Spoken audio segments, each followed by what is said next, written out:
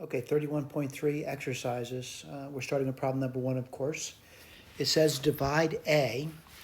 You should note that A is an italic symbol, which is indicating that this represents some number. So divide a number A into two parts whose quotient shall be M. Find the two parts in terms of A and M. Okay?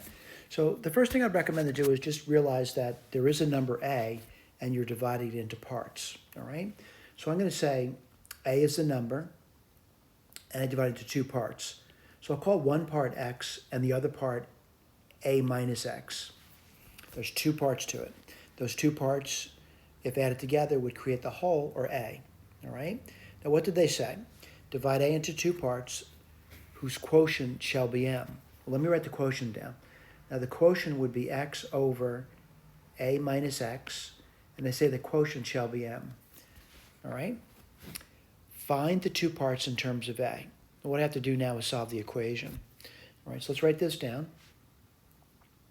And the first thing I do is multiply both sides by the LCD. What do you get? X equals MA minus MX. I'm trying to solve for X, by the way. Solve for X, so to speak. You get X plus MX equals MA. And then what do you get? Factor the X out, and you get what? You would get 1 plus M equals MA. So X equals MA over 1 plus M. All right? That's one of the parts. All right? So I'm going to say this is the part here. We found out what X is. Now, we have to find the other part. The other part is going to be A minus that. Let me write that down. So the other part is A minus X. Well, it's A minus MA, 1 plus M, common denominator, 1 plus M, and then what do you get? You're going to get A plus AM minus MA. Now certainly, I hope I'm not confusing you by writing AM and then MA. They're both the same, all right? They're opposite though. So AM and MA are the same term. So what do? They're subtracted, they're 0. So what do you get over here? You get A over 1 plus M. All right, let me write that down.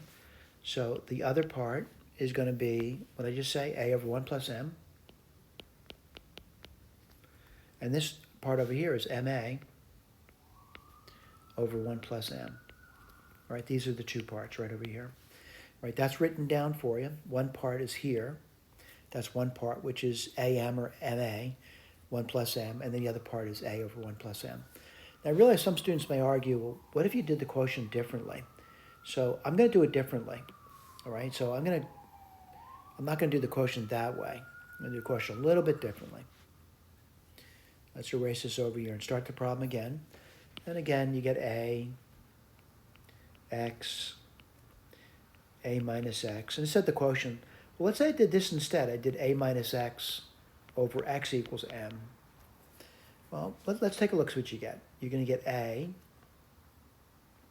minus X equals MA.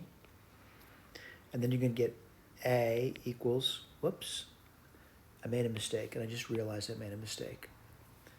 Daydreaming again. Let's do this again. A minus X, not MA, it's MX. Sorry about that. And then you get A equals MX plus X. I'm going to solve for X. And what do you get? X, M plus 1. And you get A over M plus 1 would equal X. So what's X? X in this case would be A, M plus 1. That's one part. What's the other part?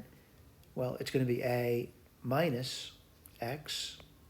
Well, that's going to be A minus A over M plus 1. Relatively simple to do. Common denominator, M plus 1. And what do you get?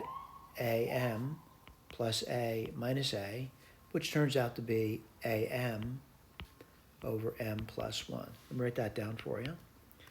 AM over M plus 1. Am I still getting the same parts? Yeah, I'm still getting the same parts. All right, same. All right, so again, the question can be written in two different ways. All right, thank you.